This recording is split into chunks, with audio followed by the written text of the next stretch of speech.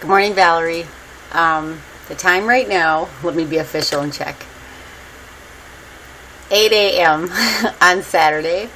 So I'm a little bit late getting your video ready, but I figured a little late's better than never. I was going to do it last night, and I had some friends come over and we played Scrabble. More like they kicked my butt in Scrabble. Even Bob. I mean, it was crazy because practice does help, and he's had a lot of practice and he's gotten a lot better. So here I am Saturday morning. I'm supposed to be getting ready for work, going to Perkins, and instead I thought I want to hurry up and make some time for my sister. So today I want to talk about budgets and money, because this has been a very important subject for me the last couple of years, and I have been able to become debt free, and I owe no credit card debt other than some expenses for work. And I also have money saved in the bank, and I was also able to help my kids a little bit when they needed something. And I think they're all doing pretty well now, so it's time to take care of me. And I've got some money saved, and I'm working on saving more. And I found out yesterday that my car needs new tires, which is funny because the book that I read by Dave Ramsey said you needed to have an emergency supply, savings. What if you needed new tires? So guess what? I need new tires, and I have emergency money for my tires. So money. How do you look at money? Is it just money, or do you view it as your budget? Is it your friend, or is it your foe? Do you use it as a tool, or is it something that's evasive and you're unable to harness and use to the best of your ability? These are all good questions to ask yourself. So with that being said, I just want to explain my favorite time of the day on payday, and that is early in the morning before I even get out of bed. I open up my Wells Fargo account and I look at all the money that was deposited magically overnight into my account. And for just a few minutes, I tell myself it's all mine and I get to keep it all and forget about my bills and responsibilities and just have fun imagining, oh, I get to go shopping. So what I've done with my money is I originally had it in 3 accounts. 1, 2, 3. It got very confusing and it was difficult for me to save. I even nicknamed my accounts online. So I had my Cameo account, which is my checking. And Cameo means small but important. So I thought, okay, it's a small role playing in my financial budget plan, but it's vital. And then I had part-time savings, where my part-time job money goes, and also just part-time saving, optional. I can spend it if I want it. If I want to show restraint, I can leave it in the account. And then I had the big, can't touch this. And in that account, I had my emergency $1,000 and also the reserves for what was going to grow on that $1,000 throughout the year.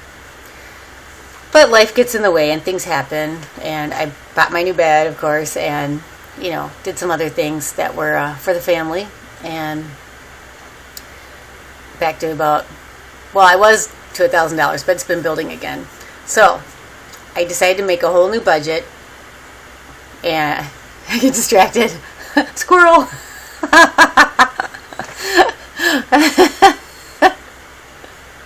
I have not had my coffee yet. This is not a good sign. So I got rid of Can't Touch This and went back to just my part-time savings. And that's where my rent money is removed from and my electric bill comes from. And what else? I wish I could get my Discover payment to come from there, because then my checking would just be checking. But I have to have... Well, I'm not sure if I have to. I should check into that. But right now I have it set up where it comes out of my checking. I'll look into that. It's a good thought. But I hardly ever use these credit cards which I should cancel all of them, but I haven't yet. Anyways, so I made a pie chart. Let me see if I can hold this up. This is Michelle's plan for every 2 weeks. Not sure if you can see that. Anyways, what we have here is a 2-week budget.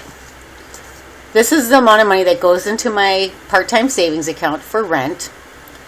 This is the amount that I get to spend or pay for bills. Let's say I need gas money, or I want groceries, or I want to take my sister out on a date, which I should tell you about the date last week with Pam, but I won't have time. Okay, so then the third slice of pie is for my savings. It looks like a legitimate little pie chart, right?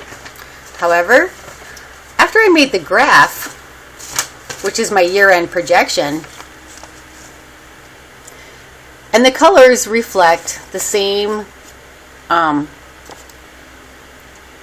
categories as the pie. However, the shapes at the end do not match. So what's going on here? Rent, of course, is the biggest, and it's the biggest on the bar graph as it is on the pie chart. But then savings takes a second place, and spending takes a somewhat distant third. I was very perplexed by this because I know these numbers at the bottom are accurate for where I will for sure be for my savings. Oh, you know what? Yep. And for sure where I'm paying my bills and how much I'm paying my rent. So these two are absolutes. Rent and savings. So how did the one in the middle, the spending, turn into the least amount of category? I was really confused. So I went back to my pie chart and I talked to Darren. Darren has a shirt that says, I'm an engineer, misspelled. Engineer, misspelled. Engineer, misspelled. Engineer, misspelled 4 times, crossed out, and at the bottom it says, I like math. So I went to Darren. I said, Darren, why are my charts not matching? Upon further discussion, we came up with, Michelle is lying to herself with the pie chart. This actually is not all rent money. This is also going into my savings. Spending is accurate. So my blue and my green are not truly reflective. Actually, the reds, I have to clarify the red also in a moment. But let's focus on this. So I'm actually putting an extra $100 every paycheck into my rent account. So I tell myself I can't touch this because it all goes for rent. You don't want to mess with your rent payment. So that's a safety zone for that extra $200 a month. Savings I'm not touching because, look, it's such a small amount, I can do without it.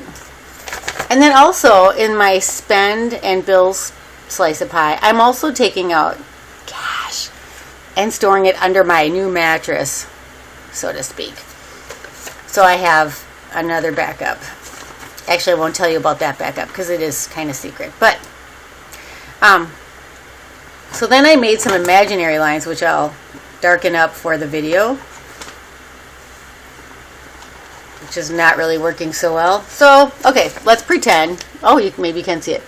This is actually part of the blue, and this is part of the blue. So then when you look at it that way, I'm doing really well as far as evening and proportioning the budget.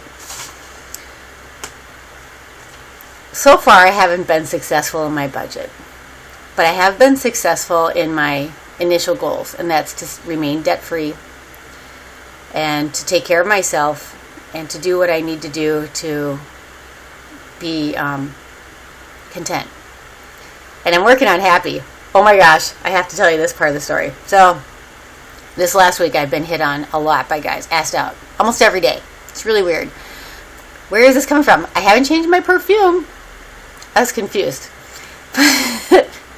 See, I'm smiling still. I think it's the happy pills. I gotta tell you, I've been a converted believer in taking some natural remedies for that anxiety and just fear, sadness. It's made a big difference, and obviously it has because I've now become much more attractive to men. So anyways, I'm almost at 10 minutes, so I'm going to sayonara for now. I'll have to tell you about the Pam date. I'll see if I have time later this afternoon. And now I just hit my 10 minutes. Very chatty. Okay. Have a great day. I love you. And talk to you soon. Okay, bye.